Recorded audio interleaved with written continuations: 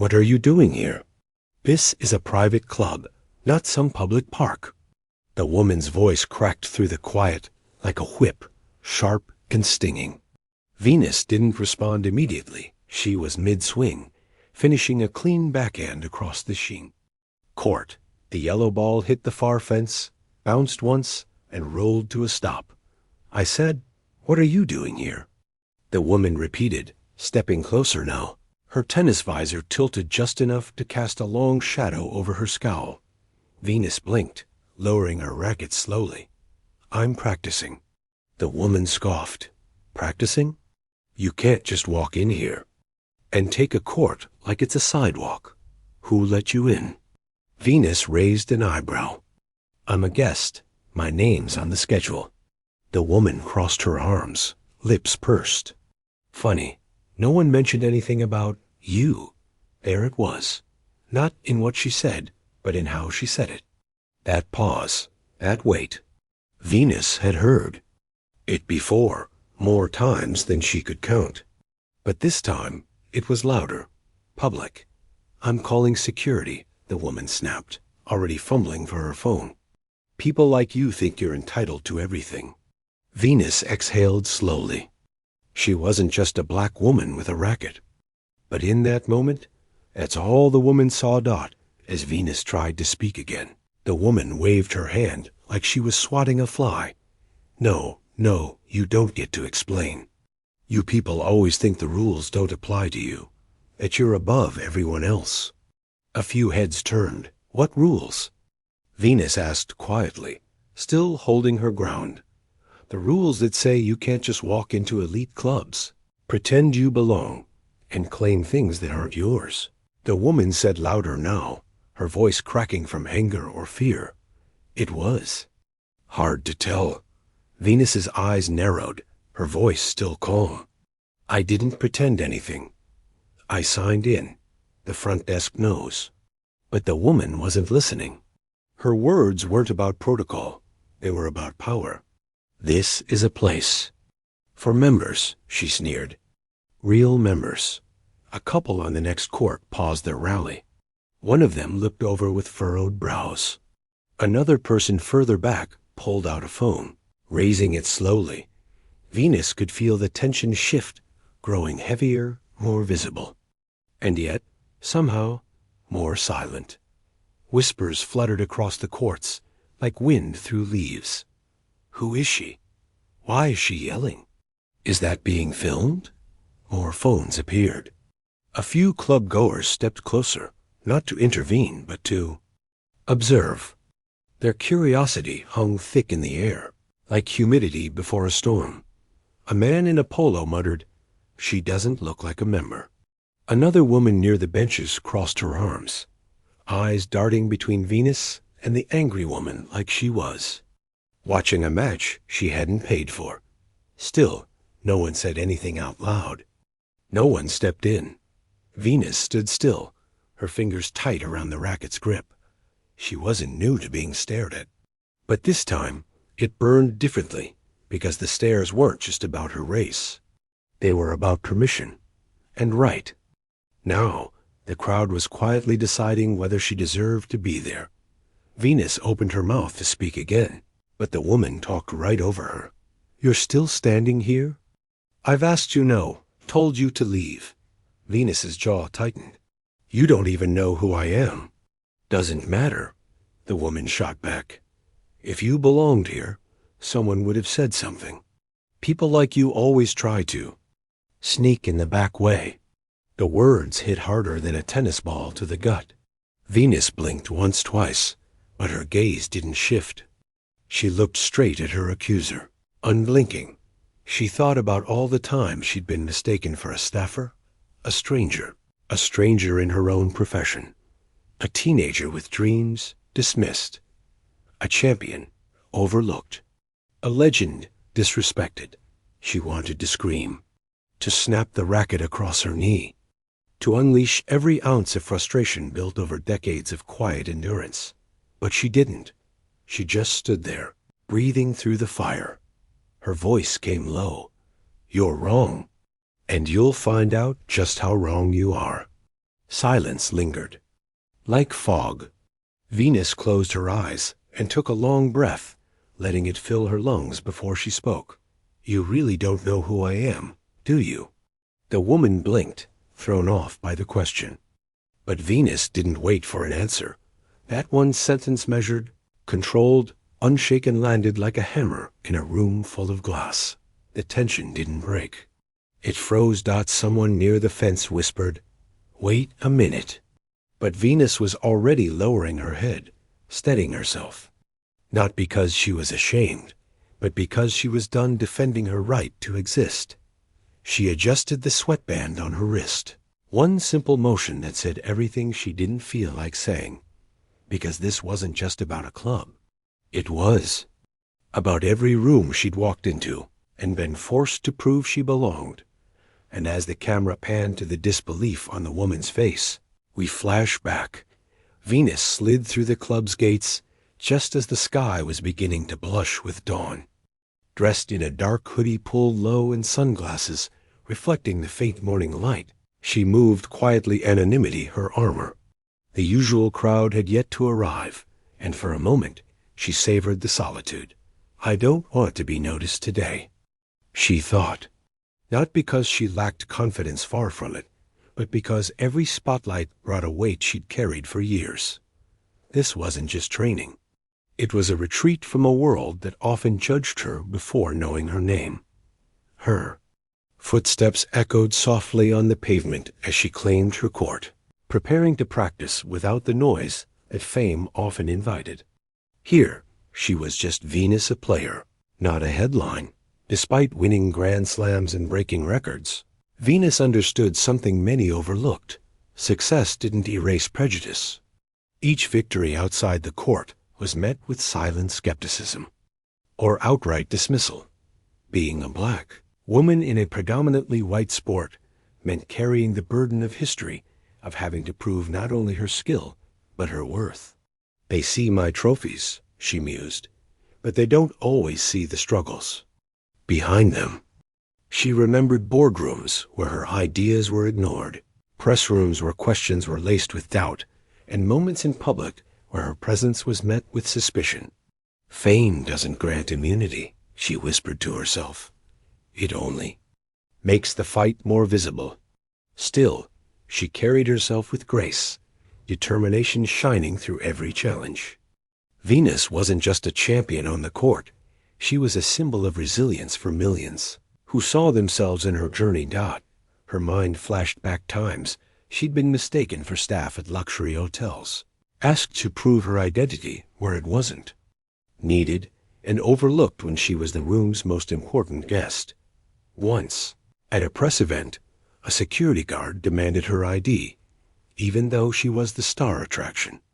Another time, a wealthy sponsor failed to acknowledge her presence, focusing instead on someone else who looked the part. Each incident was a sting, a reminder that no matter the titles or accolades, her blackness made her an outsider in many eyes.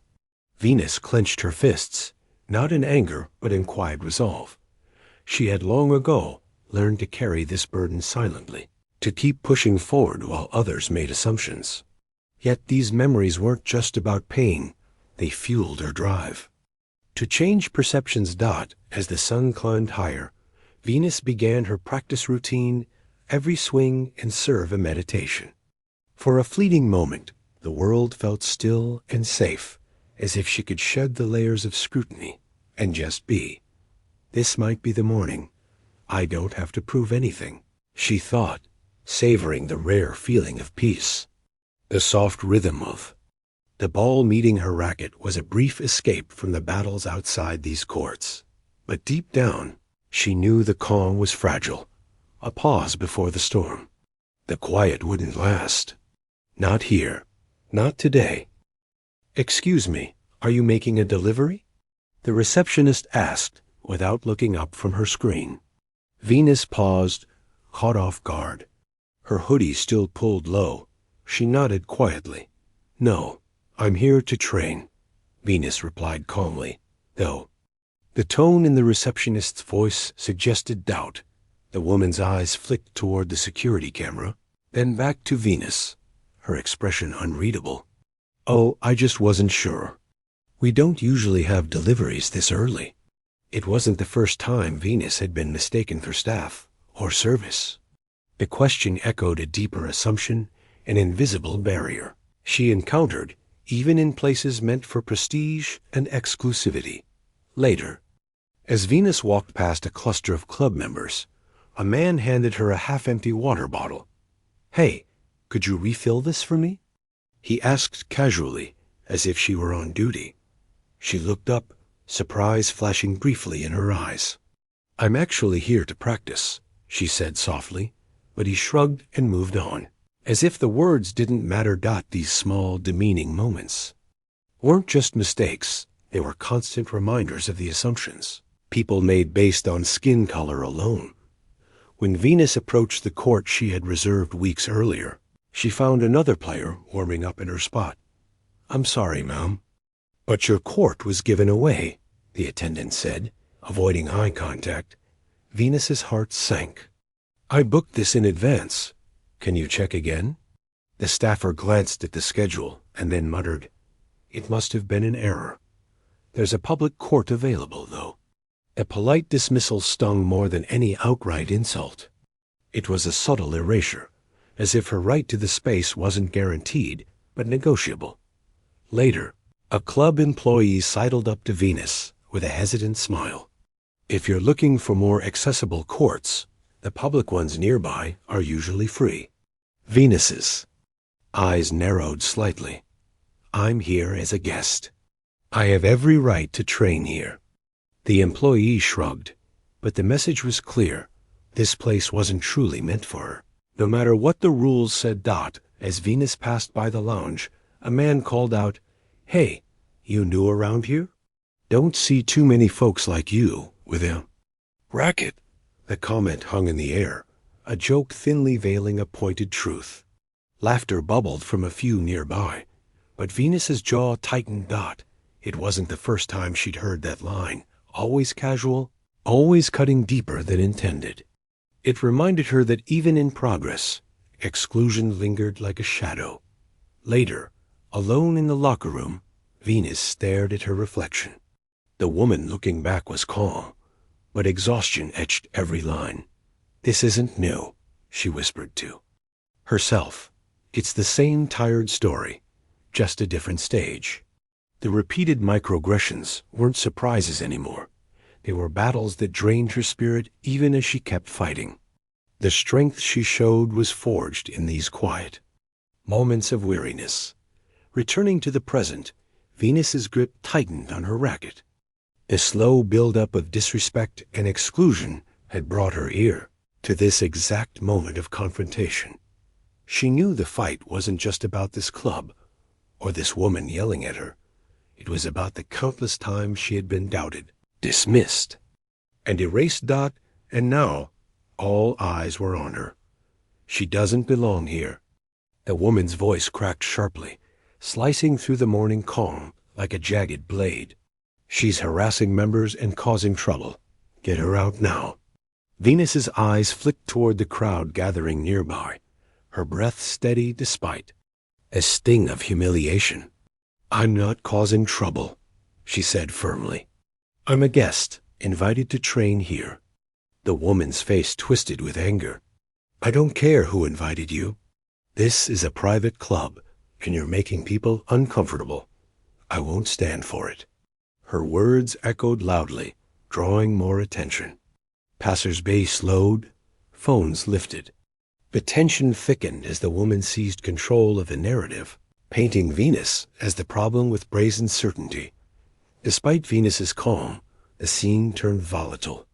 The injustice wasn't just in the words, it was the power imbalance, the ease with which assumptions became accusations, and the crowd ready to believe without question.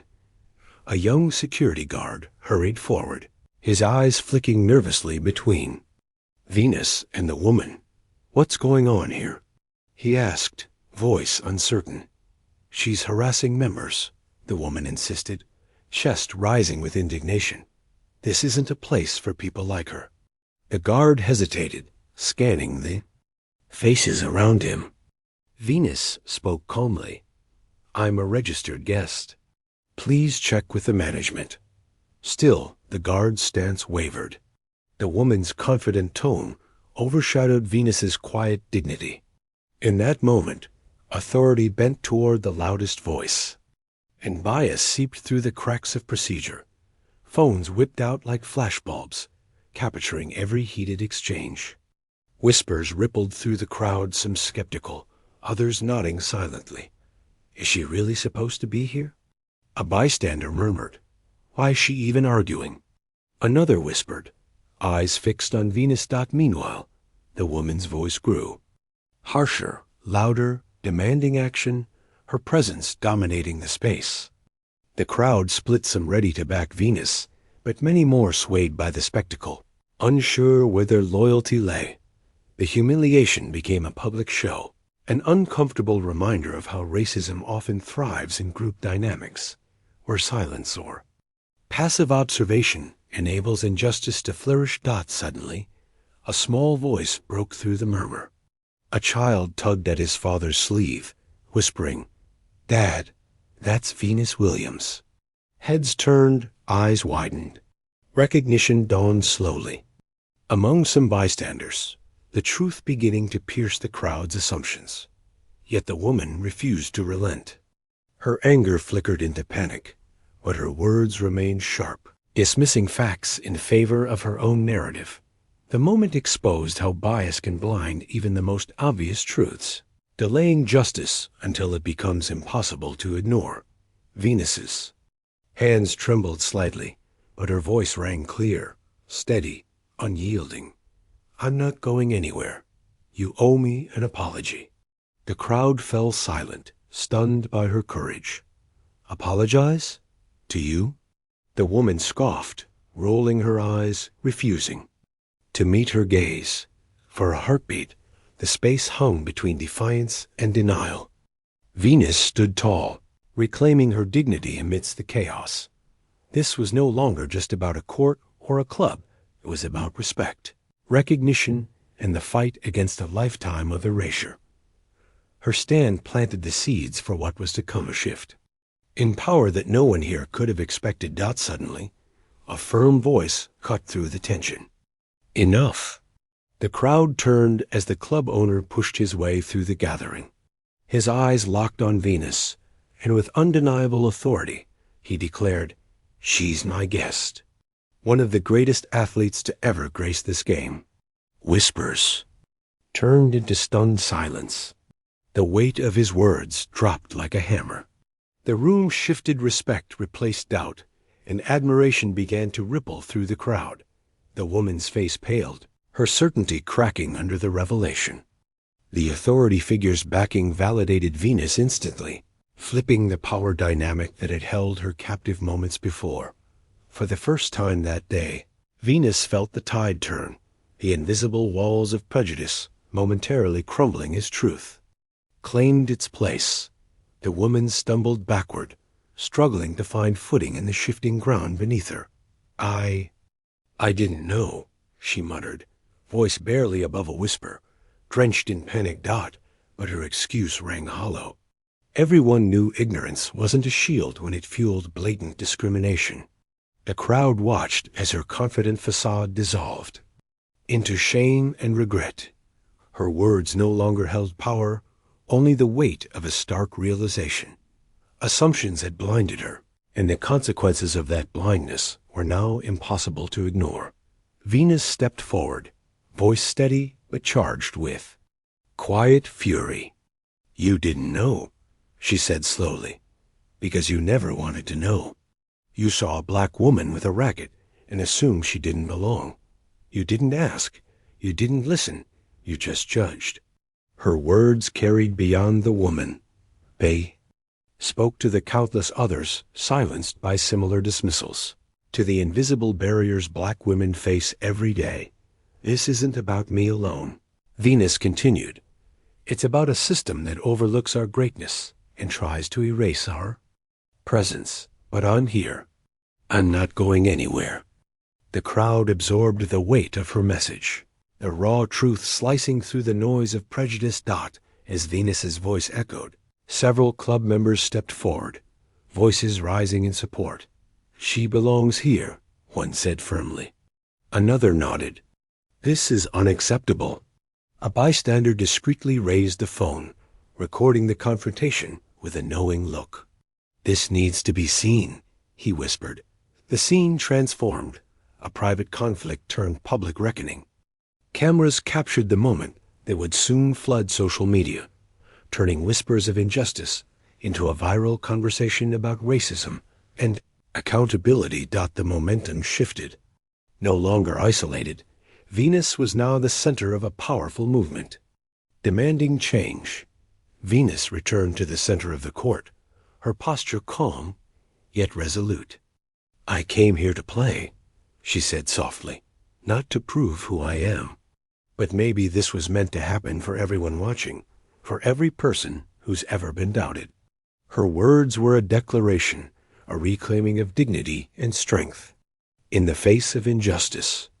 The applause that followed was not just for a champion athlete, but for a woman transforming humiliation into empowerment. The court was no longer just a place for sport. It was a stage for resilience and a beacon for change. The moment the video hit social media, it spread like wildfire.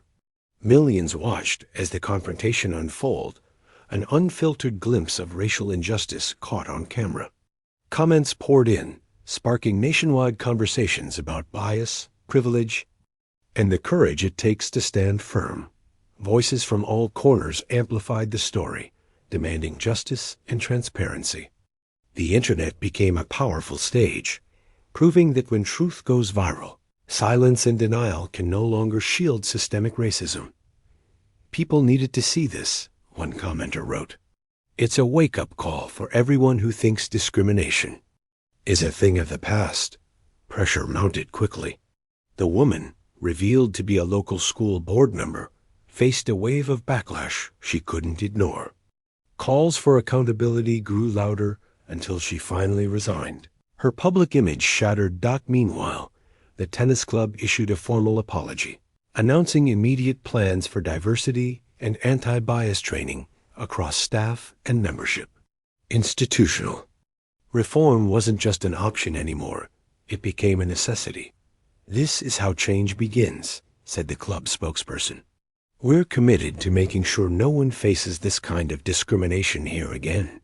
Venus took to social media, her words raw and honest. "Being black in America means your greatness must be proven again and again. I'm tired," she wrote, "but I won't stop fighting for respect and equality." Her message resonated deeply, capturing the exhaustion behind the headlines. It reminded millions that the fight against everyday racism is ongoing, and that black excellence often carries the weight of constant scrutiny. Soon, young black girls across platforms shared videos inspired by Venus's strength. "Because of her, I believe I belong here," one said. Another smiled. "I'm proud to play tennis and break barriers." This wave of empowerment transformed pain into pride, highlighting how visibility and courage inspire new generations to claim their space unapologetically. Months later, Venus returned to the very court where the injustice occurred. This time, the crowd erupted in thunderous applause, a sea of young faces cheering not just an athlete, but a symbol of resilience and hope. The stage had shifted from humiliation to celebration, from exclusion to inclusion. Venus stood tall, knowing this moment wasn't just hers. It belonged to every person fighting for recognition and dignity. Imagine yourself standing where Venus stood, facing false accusations and harsh judgment just because of how you look. What would you do at that moment? Would you stay silent or speak up? Share your thoughts below. Your perspective matters. We all carry stories of being judged unfairly, maybe for your race, your background, or something deeper. Have you ever faced those moments when assumptions overshadowed your true self? Drop your experiences in the comments. Let's build a community that listens and supports each other. If this story moved you, don't forget to hit like, subscribe, and share it with someone who needs to hear it. Every voice we amplify helps break down barriers and challenge racism. Together, we can keep telling stories that matter and inspire real change.